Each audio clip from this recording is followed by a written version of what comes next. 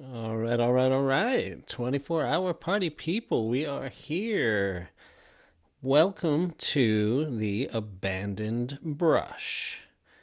That's the name of my new YouTube channel that I'm hoping to start right now. I'm going to be talking largely about the Shambhala Buddhist community. We'll call it a community for now. And my experience being close to Sakyong Mipham, the head of the Shambhala community, also known as Mr. Mukpo. And I think in some of these videos I call him dumbass a lot. So I'm not good at this. I'm not used to editing video. You can tell by the quality. I'm just using the webcam on my computer for right now. And I don't know much about editing or anything like that, but I felt a need to talk about my own experience and what might be your experience to one degree or another, and maybe where those things are the same and where they're different. Because I would imagine that a lot of the people who were affected by Shambhala have wildly different experiences. And I know that within my own experience, there's a tremendous variation. I had some very, what you might call positive experiences, and I had some very, very bad experiences in Shambhala. I was a part of some pretty bad stuff as far as what I was near, or yeah, I don't even know how to describe it. And I'm falling into the same trap that I've fallen into before, which is it's very, very hard to talk about this stuff. And with that in mind, I shot a bunch, almost 20 videos in a couple of years ago, about 3 years ago, when I was not doing very well at all. And I just felt this very strong urge that I needed to talk about these things. So I got out some beer and I turned on the camera and I just started talking about Shambhala. And I did that for about a month or so. And then the videos have just been sitting on my hard drive for the better part of 3 years at this point. Maybe more than 3 years even. And I didn't do anything with them, but that kind of started me in a direction of actually dealing more directly with my own guilt, shame, fear, anger, hurt. It's worth saying guilt twice, you know, that I had from being a part of that community for most of my adult life. I was in Shambhala for 20 years. I joined when I was 21. I left maybe 5 years or 4 years or so before the sort of abuse scandal broke. I had stopped going anyway. I hadn't actually told anyone I had left, but some people around me were maybe starting to figure it out a little bit. And so the sort of very public nature of the Kusung letter and the things that were in the Denver Post and the Project Sunshine and all of that stuff sort of allowed me to fully and rather publicly exit Shambhala. But it took several years for me to even start to address those things, which is kind of what you see in those videos. And it's been a few years since then, and I still think there's a lot to talk about.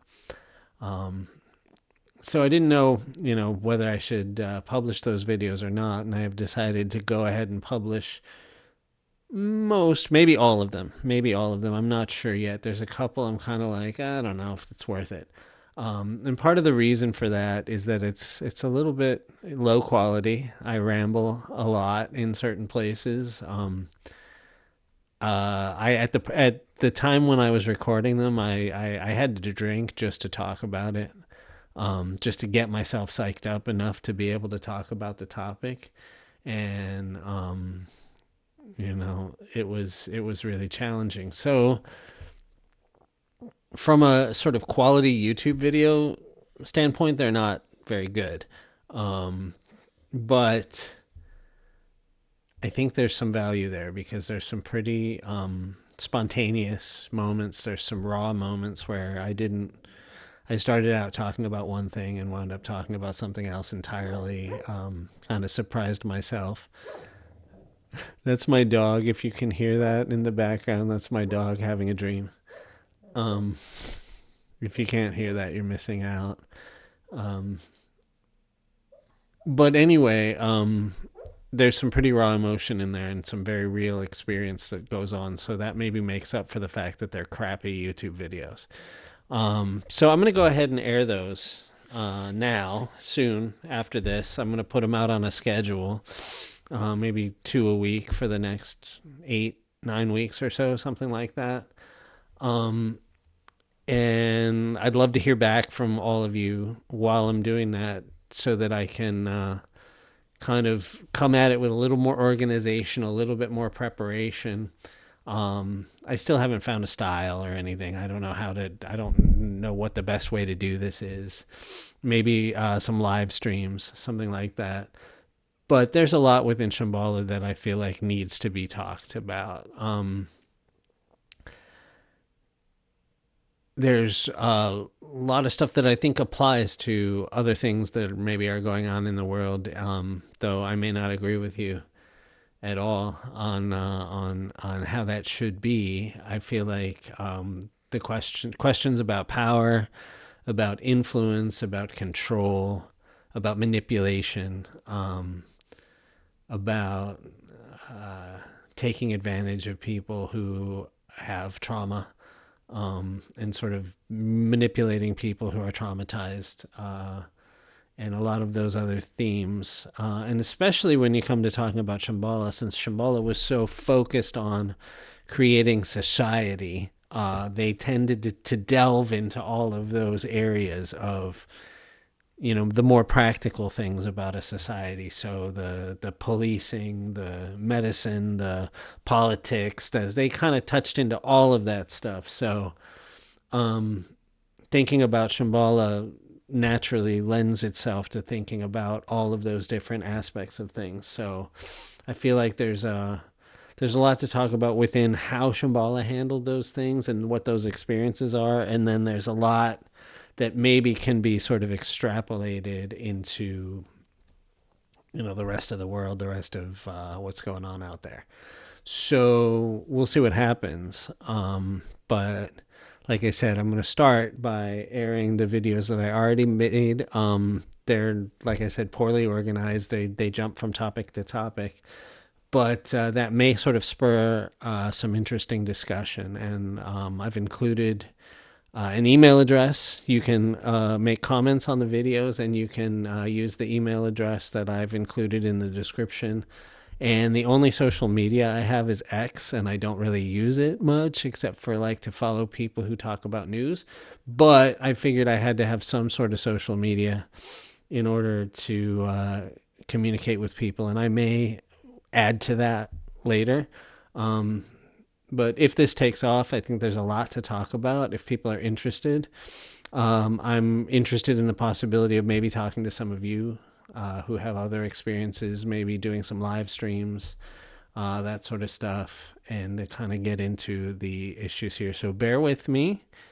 The quality will improve dramatically, I'm sure, if we actually do this. If you find yourself thinking that I have something interesting to talk about, I will work on scripting videos, researching them, actually maybe getting a decent camera, learning how to edit, all of that sort of stuff. So bear with me if the quality is crap. It will get better if we continue to have something to talk about. There's something that popped into my head there about things that I want to do. Oh yeah, Shambhala. For example, I was 21 years old when I joined Shambhala, so I didn't know anything. I was basically raised by these people. I had almost no contact with my family from that time until fairly recently, actually, when I've reconnected with my family again after 20 some years of not being around them. So and I was kind of an emotionally young 21 probably at the time. So in fact, I was kind of raised by Shambhala. So one of the things that sticks out in my mind is how much I believed sort of the stuff they said about mind and meditation and everything. And, there wasn't a lot of research at the time, and I didn't know much about research or the quality of a study or anything of the sort. So it was really easy for me to believe a lot of stuff that seemed plausible. And I'd love to look at that stuff a little bit deeper now that I have a little bit more research chops or whatever. For example, I'd be willing. I'd love to look deeper into the sort of research and what we actually know about consciousness and how people experience the world, and then see how that lines up with Buddhism, for example. Because what the Buddhists do is that they go and they start with a premise, and then they go and they commission studies, and then they design the study to confirm their premise, and then they say, oh, look, studies have shown that meditation is wonderful. But from what I can gather, most meditation studies are kind of crap, poorly designed, and really useless. So I'd be very curious to now put sort of the critical lens that I have available to me that I didn't have available when I was 20 to some of those teachings and see how they hold up. Because I know I've watched people do that with other religions, and it doesn't go very well, generally speaking. And I don't actually see why Buddhism should be any different. But maybe we could do like a little bit, a little bit of research, a little bit more coherently designed sort of stuff, discussing that sort of thing, as well as the societal implications. But also focusing a lot on myself and my story, just because that's the story that I can tell. There's so much to talk about with Shambhala, and honestly, I don't know what to talk about. I'm just listing a bunch of possibilities because these are the things that come up in my head when I think of it. So you can tell me, what do you want to talk about? What do you want to know? I'm sure there's a lot of you who, weren't as close to the center of Shambhala as I am, who have a lot of, did this really happen? Did that really happen? Kind of, is it true kind of questions. And I can maybe answer some of those, but, and I want to get into the topic of sort of how they handle secrecy and what we did know and what we didn't know in more detail. I talk about it a little bit in these videos that are already shot, but not in any kind of really clear, organized way. So there's really a lot to discuss. So let me know what you want to talk about as you watch these videos. And sometime between now and the time when the last of these videos is published, I'll start making these kind of later, healthier Craig versions, and kind of spice and sort of pepper those into the mix as we go.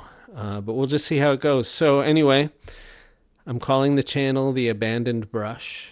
Some of you can probably figure out at least 90% of why right away. Others may wonder.